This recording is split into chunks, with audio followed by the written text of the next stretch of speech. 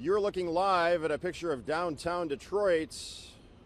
The smooth camera work of one Sean Mahan. Good morning, Sean, and good morning to all of you.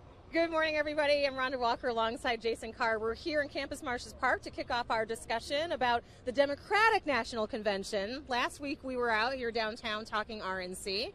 Trump talk, we called it, so we're keeping the alliteration going with Clinton conversation. There you go. And joining the conversation, Sheila Cockrell, good to see you. Good to see you both. Thank you for coming back.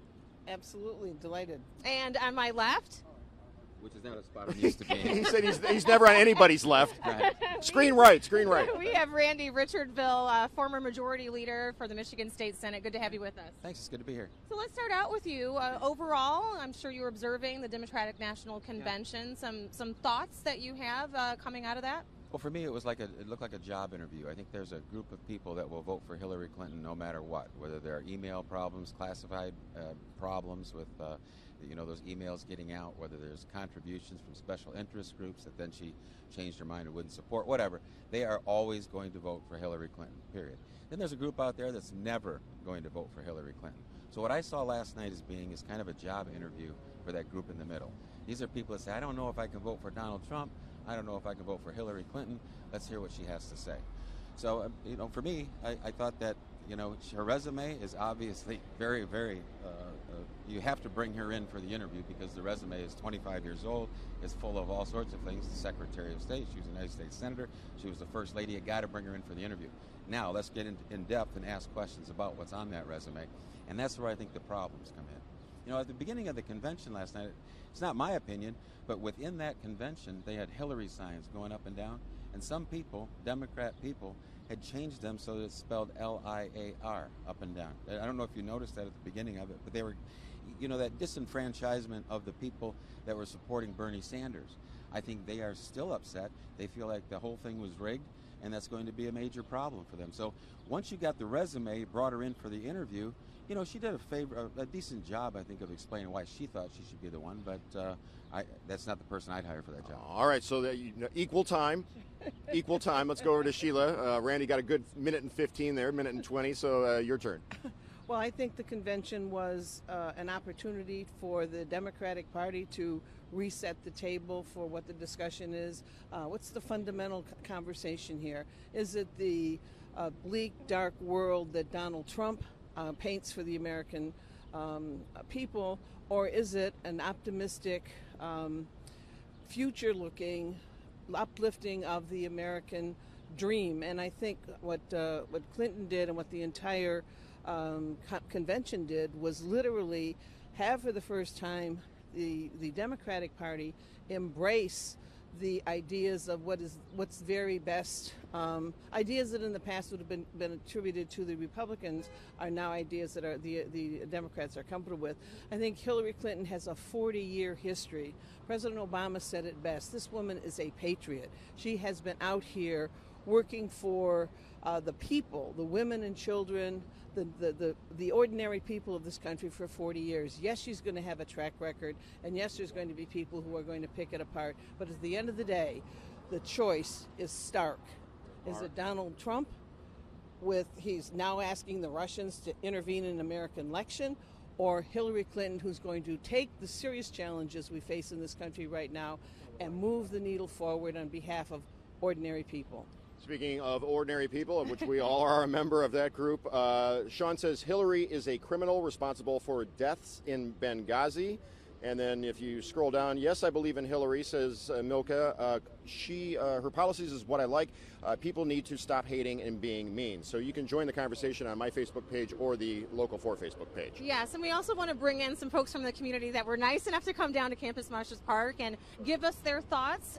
And let's begin with you. You're Jared Rhodes from Detroit. You watched the speech last night? I did. And it was very historic. It was very inspiring. It was a direct contrast to the RNC convention that I watched last week. I'm an avid Bernie supporter, but Hillary's kind of winning me over now. She has a positive message, and I like the way she's trying to lead the country. And so what is it about her, anything specific? If you were a Bernie supporter, we have seen at least at the Democratic National Convention, and a lot of folks had a tough time actually doing what Bernie Sanders is asking his followers to do. You're one of those folks that are. What's been the change for you? Well, she's kind of changing her message to more of a progressive direction as he was going, and I had some trust issues at first, but she's winning me over. She's making that bridge to the Bernie supporters, so that's a good thing. All right. Well, thanks for coming down, Jarrett. We appreciate it. All right, let's go over to my right. Tell me your name, please. Karen Young, Karen, where are you from? Southfield. How are you? How are things shaking out for you right now in terms of who you like? Actually, I would like to go for a candidate that I know is going to help the people. So we've had 2 weeks of conventions behind us, Republicans, the Democrats. Are you leaning one way or the other? Yes. Not Trump. Why not? I don't know. Is he for the people? Is he going to help a lot of people? That's tough to figure out. What is the most important issue to you as an American right now as we stand here? The people to work together to improve the economy, to improve things in Michigan and elsewhere. Anything else you'd like to add? No, that's about it. So everybody have a beautiful day. You too. Rhonda. All right. Well, we have a couple of new folks that just showed up. Now, do you guys work here downtown? No, ma'am. No. No, ma'am. I'm just visiting Detroit. Oh, very good. Where are you from? Well, I'm from Roseville, and I work in Southfield. Okay. Yes. And this is Jesse, and we also have alongside of him Dana. Do you work here downtown? I do. Quicken Loans right there. Right in your neighborhood. So, Jesse, I'll start with you, and I don't know your party affiliation. Talk to us about your thoughts on the election and what you're leaning towards and why in terms of who you're going to vote for. Well, I definitely want to vote for someone who I can trust on, and someone who can connect to the needs of the people, someone who can unite the country. There's a lot of disunity right now, so, and it's sometimes when I see fighting going on TV, I wish we could just get along with one another. Absolutely. So do you see one candidate over the other being that person that you can trust and to help unify the country? Right now, I do not. Both candidates are kind of disuniting everyone. So I'm kind of on the independent side right now, but I'm still making up my mind. All right. Well, we have a few more months until November, but we really thank you for your for your perspective there. Now, Dana, as a woman, have you been moved by what we've seen with the history that Hillary Clinton is making? Well, the history hasn't actually impressed me. Hillary as a person has impressed me. I was actually a supporter of hers many years ago. I much prefer Barack Obama, but largely I just do not want Donald Trump to be the commander-in-chief. That's absolutely mortifying to me. So I will be voting for Hillary. So what is it about Donald Trump that mortifies you? Well, he's really a figurehead, right? And to be the person representing the U.S. and the way he speaks and ignites violence and hatred and racism and homophobia, it just absolutely terrifies me. I would be embarrassed to have him as a leader.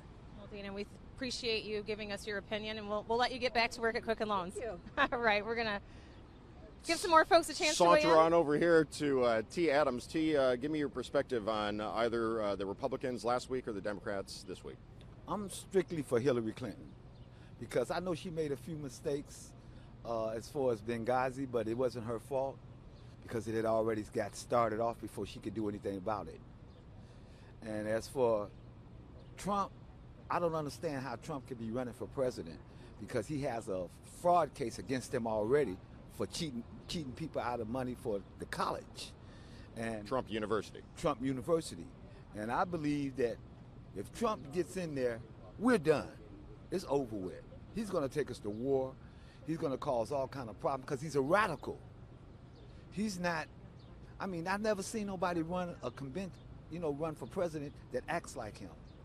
I mean, the man acts like he's about to have a seizure up on stage, while he's trying to down Hillary. But Hillary is a good person, regardless whatever they want to say about her emails or whatever. T, thank you for your perspective today. You're welcome. Sheila, Randy, can I get you both to come over here? I see you. I see you talking back there. Are you arguing or? No, we agreed that we probably won't change each other's minds, so let's just practice on each other. So we're just, here's my argument, what's your argument? And so far I think I'm winning, but I'm not sure. Not a chance. No, it's really, President Obama said democracy is not a spectator sport. You have to be in the arena. And I think that's a really important dimension for this upcoming election. You have to pay attention. All of us as voters have to pay attention to what the arguments are being made by both candidates, and then literally figure out what it is that's going to advance democracy, advance your interests and answers your needs in the next 4 years. That's really going to be critical. For me, I'll use an analogy. It reminds me a little bit of a train with an engineer going down the track. Right now, 73% of the country says we're going down the wrong track. And you back up, you say, who's the engineer on that train? Oh, that's President Obama. Well, he's getting off now, and who's going to hug him and then take over for him? Oh, that's Hillary Clinton. She's going to take that train, continue it down the wrong track. That's not the track we want to go. And 3/4 of the United States doesn't want to go down that track either. Well, let's ask Rhonda to bring in some folks to see if they think we're on the wrong track on that train that Randy was just speaking about. All right, well, we're going to bring in Biko, and also Teresa is here. Teresa saw us this morning and came on down nice and early. Do you think that the country's on the wrong track right now? No, I don't like Donald Trump. And my main reason to come down here to talk to you was just to ask one thing. Has anyone thought about citing him for treason, for saying to Putin and Russia, please come and hack us to get Hillary's emails? That's treason. That's an act of treason. And why he could say something like that and think it would be okay is beyond me. But I think the country is going along just fine. I'm happy. Okay. That has been one of the messages that's come out, is that, the country is in trouble and there's this need to bring America back. What's your perspective on where the country is right now? I think the country's in great shape. I love my country. I love America. But at the end of the day, I'm a Detroiter. So the things that I are most worried about, the Detroit public school systems, public transportation here in our city, making sure those things get back on track. Trying to argue the politics between who's better for the country sometimes gets a little convoluted because people are so staunch in their beliefs. But I feel in terms of the RNC versus the DNC, just the inclusiveness and diversity that was seen at the DNC was more representative of what America is today. And that's something that I support, those philosophies, that diversity, and that's what I want to see continue in terms of America's path and just where we're headed. This is Biko from Detroit. He was actually down here just having coffee in Campus Martius Park, and we grabbed him. But if you could, just further share, because you talked about Detroit specifically, those are the things that you're concerned about. Which candidate do you feel will pay attention to Detroit and our needs? I believe Hillary will. I honestly do. This city has always, or definitely more recently, been in support of Democratic nominees. And they have shown love back in terms of making sure that the state government is on track in terms of their responsibilities to us. So I believe Hillary will continue that. A lot of times politicians look too much at the numbers rather than the people and the cultures that they have to deal with. And I believe just that salt of the earth sort of personality that Hillary has is something that would benefit Detroit and Michigan. All right, Biko, thanks so much. Thank you. And just as a woman, was there anything, we just looked at responses from folks on social media after Hillary Clinton spoke and the emotion. Did you have that same emotion, and if so, why? I won't say I had that same emotion, but it's just good to know that as a country, we're ready to hopefully elect a woman as president. There have been other countries that have had women in power. I think she'd do a great job. I really do. I really do. So, well, Teresa and Biko, we'll let you guys go. Okay. Go to work. Go off and do your thing today. Thanks so much.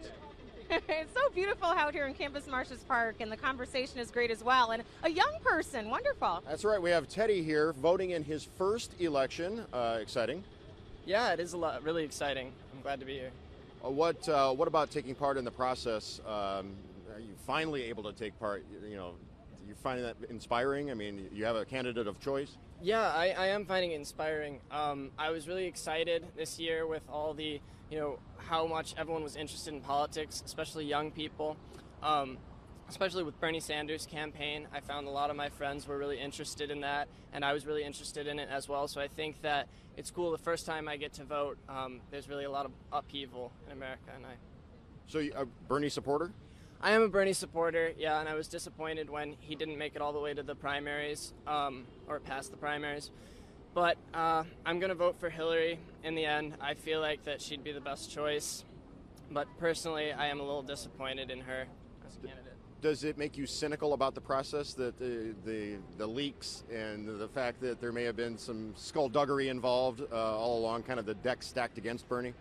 Yeah, it does make me a little bit cynical, but at the same time I'm hopeful because I feel like we can really ride this wave of political enthusiasm to the next election, and I don't think it needs to end with Bernie Sanders. All right. Thank you. Very well spoken. Thank you very much. Thank you. Teddy, take care. I want to talk about two radically different tweets that we have, or not tweets, but posts on the Local 4 Facebook page. Jim Tocco says, "Her mouth was moving, so whatever came out cannot be trusted. Now let's move on and find a real candidate worthy of the presidency." And then right below it, Jeffrey Ligon says, "Anyone who would choose the Cheeto demon over a qualified liberal champion like Clinton is delusional." Cheeto Randy, demon? Donald Trump being called the Cheeto demon. I'm not really sure what that means. He's orange. Sure? Oh, he's orange. He's talking about the hair. I think the hair's improved a little bit, Okay. but people criticize him for making fun of other people and that kind of. I'm not going to get caught up in that. Let's just take a look at him, and I think one of the things we haven't talked about a whole lot is the vice presidential choice. And Mike Pence, I think, at first I just said, I don't know who he is, and he took over from Mitch Daniels. Mitch Daniels did all that work. But what a quality guy with a great resume. And I think here's the part that I would say about Hillary Clinton last night. She said something along the lines of, Bernie Sanders and I will do this for the country. And then she picked somebody for her vice presidential candidate that's almost the exact opposite of what Bernie Sanders stood for. So again, I don't know that I can trust Hillary Clinton, the things that she says versus the things that she does. And if I'm the one in that job interview, looking at the resume, being very impressed by it, but when the interview was over, I can't give her the job. Sheila Cockrell, I want you to have a chance to weigh in. No, I think what the Democratic Party is the true big tent, where there's a place under the leadership of Hillary Clinton for both the Bernie Sanders perspectives, and his ideas, his direction resonates with so many people in the country, and Tim Kaine. They're not opposites. I mean, we create this whole election cycle is about creating division, creating differences and distinctions between people. There's room in the spectrum of ideas for what Bernie Sanders represents and what Tim Kaine represents. And the issue is, for the Republicans, they have a candidate who represents nothing. Absolutely nothing. How do you combat the issue that folks think that Hillary Clinton can't be trusted? I look at her 40-year record. This woman in 1968 was in neighborhoods in Massachusetts looking out for the interests of children and women, children with disabilities. She has a lifelong track record. Has she made mistakes? Yes. Anybody who puts themselves in the arena, who's willing to stand up and take positions and make tough choices, is going to make mistakes. And we're going to spend our political process going, aha, gotcha. It's almost like we want to bring our leaders down. We don't want to have leaders we can believe in. I think Hillary Clinton, warts and all, is what the future of America is about, not Donald Trump, who's going to have the Russians come in and hack private citizens in the United States. That is clinically insane. Former city councilwoman, and we can see that you are worked up and you are emotional about this one. We thank you so much for being down here. Jason? Clinically insane. Yes. Worked up, animated. Okay, Nicole is 23. She works downtown. You have an interesting perspective when I ask you about if you had a candidate of choice. I'm not a fan of Hillary whatsoever. And Trump, he speaks his mind, so maybe a little bit too much sometimes, but his wife tries to keep him in check, I feel. So I'm more so on the Republican side, but most of all, I just pray for whoever's in leadership that hopefully they'll lead our country the right way, because it hasn't been led whatsoever the past few years. So. How so? Explain what you mean by how it hasn't been led the last 8 years. A lot of changes were supposed to be made, and I didn't really see much happen. And that's just myself. I haven't seen much happen. There may have been. But, I mean, overall, as a whole, as a country, I don't think nothing has been done with the leadership that's in place right now. Thank you for your thoughts. Thank you. Have a good day. You as well. She has to rush off to work, so don't leave yet until We're we talk to you. catching a lot of young people on their way to work at Quicken Loans, being right here in Campus Martius Park, and I just met Ariel. She's 20 years old. So this will be your first presidential election voting. What has this experience been like for you, observing it, and how do you think you'll make your decision in November? It's been kind of a traumatizing experience observing it because my family is very political, so we're neither Democratic or Republican, so we try to look into all of the candidates.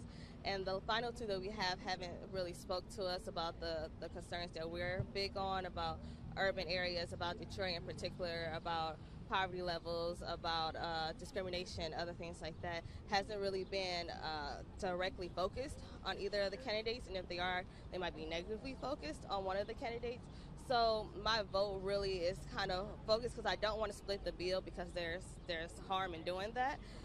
It can just help the candidate that I really don't want to win, so I'm really trying to focus on whatever candidate I feel could do the best job right now, and it's kind of hard. You mentioned the word traumatizing. What has been traumatizing to you specifically? I think specifically what has been traumatizing to me is when all the Black Lives Matter things happen, there's no really talk about it really big from the candidates, whether positively or negatively. I feel like we don't really get straight answers out of either of them. So it's really traumatizing to feel like I have to give my vote and my faith to someone who doesn't give me a direct answer as a citizen of the United States.